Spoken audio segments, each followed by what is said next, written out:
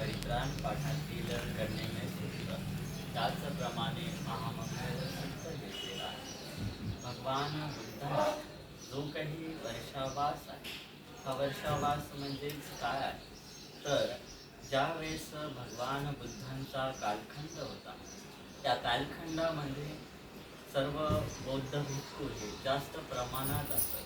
भिक्खू संघ हा मोठ्या प्रमाणात असतो. मोठ्या प्रमाणात असल्याच्या नंतर ज्यावेळेस कालखंड होता, त्या कालखंडामध्ये मोठ्या प्रमाणात पाऊस पडत होता. म्हणजेच जास्त प्रमाणात पाऊस पडल्याच्या नंतर जे काही नद्या नाल्या आहेत त्या सर्व तुडुंब भरत गेल्या आणि भरल्याच्या नंतर जे काही भिक्षू संघ त्यांची जी काही दिनचर्या आहे किंवा जे काही त्यांचं भोजन आहे तर हे भिक्षाटन करण्यासाठी त्यांना घराच्या विहाराच्या बाहेर पडावं लागतं. आणि पाऊस असल्यामुळे जी काही वस्ती आहे ती कधी फार दूरवरती असायची तर कधी जवळवरती असायची आणि भिक्षाटन करण्यासाठी विहारातून बाहेर पडावं लागत असतं. आणि पावसाचं प्रमाण मोठ्या प्रमाणात असतं. मोठ्या प्रमाणात असल्याच्या नंतर नदी जे काही तलाव आहे ते तुडुंब भरल्याच्या नंतर त्यांना जाण्या येण्यासाठी खूप प्रॉब्लेम होते. तर काही बनते जी नदीमध्ये वाहत जात असेल, कारण की त्यांना ते नदी पार करून समोरच्या गावी जावं लागत असेल वस्तीमध्ये. तर काही बनते जे काही चिवर आहे ते चिवर घालून गेल्याच्या नंतर जे काही कपडे सुकायचे असतील ते वलेच असल्यामुळे ते काही भंतेची आजारी पडत. तर काही भंतेंना पावसाच्या वातावरणामुळे फार त्रास होतो. तर काही भंते जी आजारी असल्याच्या नंतर म्हातारे असल्याच्या नंतर त्यांना मात्र जाण्या येण्यास होत नसे. त्यामुळं ह्या खूप समस्या निर्माण झाल्या होत्या. त्याचप्रमाणे जे काही शेतवस्ती आहे शेतीमध्ये पावसाळ्याच्या टायमामध्ये, कारण की त्या ठिकाणी बीज पेरल्या जातं. म्हणजेच पाऊस पडला की लगेच आपण पेरणी करतो आणि पेरणी केल्याच्या नंतर जे काही शेतातील कोंब आहे ते वाढत जातं. आणि त्याच वेळेस भगवान बुद्धांचा जो काही भिक्खू संघ आहे तो 400-500 असायचा. जेव्हा ते भिक्खू संघ शेतामधून जात गेले किंवा इकडून तिकडून जात गेले तर बऱ्याच प्रमाणात काय होत गेलं की त्या कोंबावरती पाय पडला जातो. अनेक लोकांच्या समस्या होत गेल्या की एवढे सारे भिक्खू संघ शेतीमधून जातात किंवा ह्याच्यामधून जातात. तर ह्या गोष्टीच्या फार मोठ्या समस्या झाल्या होत्या आणि समस्या झाल्याच्या नंतर भगवान बुद्धांकडे ह्या समस्या मांडल्या आणि भगवान बुद्धांनी याच्यावरती एक उपाय म्हणून वर्षावास हा निर्माण केला. वर्षा म्हणजेच काय तर पाऊस आणि वास म्हणजे काय तर निवास. म्हणजेच पावसामधील निवास हे एका ठिकाणी असावं, एका विहारामध्ये असावं.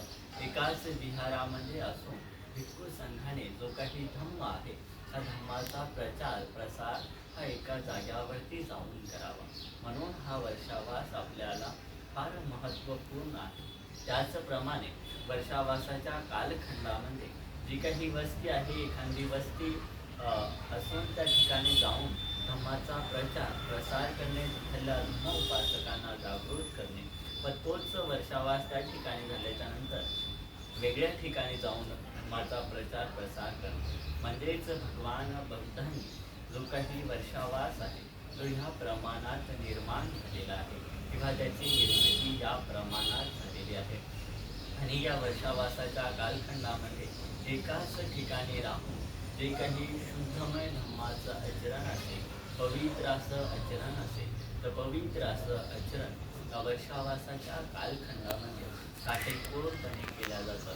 म्हणून या वर्षावासाला फार महत्त्व समजलं जातं. तर जो काही वर्षावासाचा कालखंड आहे या वर्षावासाच्या कालखंडामध्ये आपण आमंत्रण करून फार मोठं कुशल कर्म केलेलं आहे. त्याचप्रमाणे भगवान बुद्ध म्हणतात की जे काही जीवन आहे किंवा जे काही गोष्टी आहेत भगवान बुद्धांनी 5 पंचशील दिलेले आहे. मानवाकरिता जे धम्मोपासक उपासिका आहे त्यांना सुखाकडे जाण्यासाठी जे काही पंचशील आहे, जेव्हा आपलं शील हे परिपक्व असतं तेव्हाच आपण खऱ्या अर्थाने धम्माला जाणत असतो. धम्माशी समझोता करू शकतो. जेव्हा आपलं शीलच हे खऱ्या अर्थाने चांगल्या प्रमाणात असेल, तेवढ्या प्रमाणात आपण शुद्धमय हेतूने, शुद्धमय चित्ताने धम्मामध्ये सामील होत असतो. व हे शील म्हणजे खऱ्या अर्थाने मानवाची गुरु केली आहे, मानवी जीवन जगण्याची गुरु केली आहे. तर ह्या प्रमाणात भगवान बुद्धाने उपासकांकरिता जे काही पंचशील दिलेले आहे, त्याचप्रमाणे भिक्खू संघाकरिता दसशील दिलेलं आहे. तर या दसशिलेचं पंचशिलेचं आचरण करणं फार महत्त्वपूर्ण आहे. त्याचप्रमाणे जे काही भगवान बुद्धांनी उपदेश दिलेला आहे, मार्ग दिलेला आहे, तो आजही त्याचप्रमाणे आहे. ज्या प्रमाणात मानवी जीवन आहे, ते जीवन महत्त्वपूर्ण आहे. जेवढ्या प्रमाणात आपण चांगल्या गोष्टीकडे जात असतो, जेवढे चांगले कर्म करत असतो, तेवढ्या प्रमाणात आपण चांगल्या गोष्टीमधून सुखाकडे वाटचाल करत असतो आणि सुखाने मानवी जीवन हे जगत असतो. मला एक छोटीशी गोष्ट सांगावीशी वाटते की ज्या प्रमाणात भगवान बुद्धांच्या काळामध्ये अजातशत्रू असेल, राजा बिंबिसार असेल, अनाथ पिंडक असेल, आपण हे वाचले असेल. तर जे काही अनाथ पिंडक हा व्यक्ती आहे, हा अनाथ पिंडकाचा राजा होता. आणि राजा असल्याच्या नंतर आपण हा शब्द अनाथ पिंडक म्हणून कधीही वाचला असेल, एखाद्या विहारावरती नाव सुद्धा असेल, अनाथ पिंडक बुद्ध विहार म्हणून. त्याच प्रकारे नागसेन बुद्ध विहार म्हणून आजही वेगवेगळ्या वस्तीमध्ये आपण नाव ठेवल्या जातं. त्याचप्रमाणे बुद्ध विहाराचं ह्या प्रमाणात नाव ठेवल्या जातं. जो काही जेतवन आहे, जेतवन म्हणून पण आपण बुद्ध विहार ऐकत असतो. तर जो काही अनाथ पिंडक आहे, हा अनाथ पिंडक म्हणजेच खऱ्या अर्थाने जे काही अनाथ म्हणजेच ज्या व्यक्तींना अन्न, वस्त्र, ज्या काही गरजू गोष्टी आहेत, तो मोठ्या प्रमाणात दान करत गेला, म्हणजे त्याला अनाथ पिंडक म्हणलं जातं. त्याचप्रमाणे जेत नावाचं जो काही ब्राह्मण होता, तो खऱ्या अर्थाने जेत नावाच्या ब्राह्मणाने जे काही भगवान बुद्ध आहे त्यांना आपलं वनदान दिलं होतं. ते म्हणजेच राजा बिंबिसाराकडून हे दान दिलेलं होतं. राजा बिंबिसार हा सर्वात मोठा दानशूर व्यक्ती समजला जातो. म्हणजेच भगवान बुद्धांच्या काळामध्ये ज्यावेळेस वर्षावास होता आणि वर्षावास असताना भगवान बुद्धांना हे राजगृह या ठिकाणी वर्षावास करायचा होता. आणि वर्षावास करायचा असल्यामुळे त्यांना जागा नव्हती, त्यांना बुद्ध विहार नव्हतं. हे बुद्ध विहार नसल्यामुळे जो काही राजा बिंबिसार आहे, हा बिंबिसार खऱ्या अर्थाने त्याला दान करण्याची इच्छा होते की कुठेतरी आपण भगवान बुद्धांना निवास दिलं पाहिजे. निवास दिल्याच्या नंतर जो काही जेत नावाचा ब्राह्मण असतो, याच्याकडे फार मोठं जागा असते आणि जागा असल्याच्या नंतर राजा बिंबिसार तो जागा बघतो आणि लगेच त्याच्या चित्तामध्ये शुद्ध भावनेने उत्पन्न होते, ती म्हणजे श्रद्धा. आणि श्रद्धेच्या भावातून ती जागा भगवान बुद्धांना दान करायची असते. आणि जी काही दान करायची असते तेव्हा बिंबिसार हा जेतवन नावाच्या ब्राह्मणाकडे जातो आणि म्हणतो की मला जी काही तिची जागा आहे, ती जागा मला पाहिजे आहे, कारण की ती जागा मला हवीच आहे. कारण की राजा बिंबिसाराला ती जागा फार आवडली होती. आणि आवडल्याच्या नंतर राजा बिंबिसार जेतवनकडे जातो आणि म्हणतो की मला जी काही जागा आहे, ती जागा मला विकायची नाही. तुम्ही कितीही किंमत लावा किंवा काही जरी लावा तरी मला विकायची नाही. तरी मात्र राजा बिंबिसार म्हणतो की तुला जेवढी काही किंमत लावायची असेल तेवढी या जागेची तू किंमत लाव. तरी तो म्हणतो, जो काही जेत नावाचा ब्राह्मण आहे तो असंच म्हणतो की मला ती जागा म्हणजेच जेवढी जागा आहे, जेवढ्या जागेवरती तू सोन्याच्या विटा आथरशील तेवढी जागा ही तुझी होईल.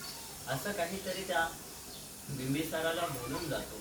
लगेच राजा बिंबिसार हे जी काही सोन्याच्या विटा आहेत त्या सर्व जागेवरती पसरवतो आणि काही जागा ही शिल्लक असते.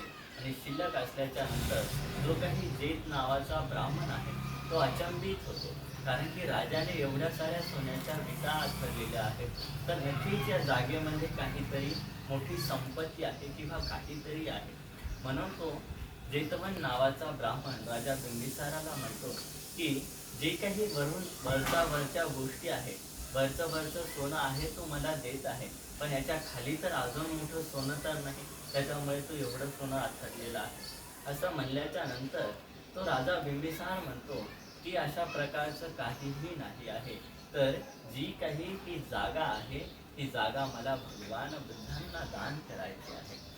नंतर काही उरलेली जागा असते, ती उरलेली जागा म्हणजे जेत नावाचा जो काही ब्राह्मण असतो, तो जेत नावाचा ब्राह्मण अर्धी जागा ही मात्र तो सुद्धा दान करू लागतो.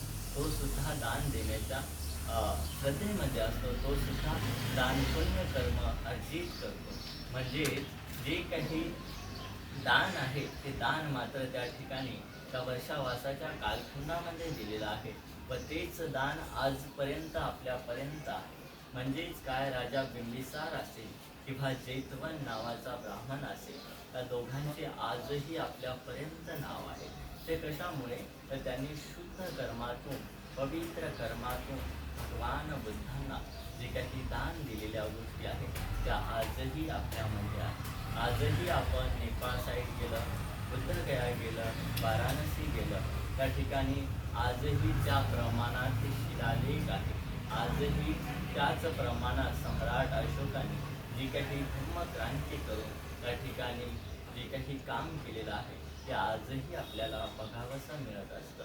म्हणजेच खऱ्या अर्थाने जो व्यक्ती आपल्या चित्तामधून, आपल्या मनामधून दानकर्म करत असतो ते खऱ्या अर्थाने अजर अमर ठरल्या जातं व तेच त्या दानातून आजही ते व्यक्ती, ते धर्मोपासक आजही त्याचप्रमाणे जिवंत आहे.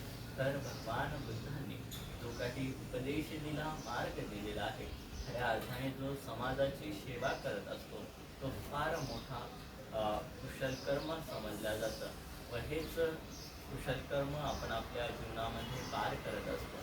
नेहमी जरी 2 महिने झाले, 3 महिने झाले, तरी आपण घरामध्ये परित्राण पाठ ठेवत असतो. जे काही गोष्टी आहेत, दानकर्म आहे, ते वारंवार आपण सर्व उपासक करतच असतात. तर आजच्या या प्रसंगी जास्त न बोलता जे काही सर्व उपासक आहेत त्या परिस्थितीच्या ज्या काही शीत व पारशीत मनोकामना असतील त्या पौर्णिमेच्या शीतल चंद्रमाप्रमाणे पूर्णत्वात जाऊ हीच या ठिकाणी मंगलमैत्रीची भावना, आशीर्वाद भावना व्यक्त करून इथेच थांबतो. आपला सर्वांचं मंगल हो, सर्वांचं मंगल हो, सर्वांनी बोलावं.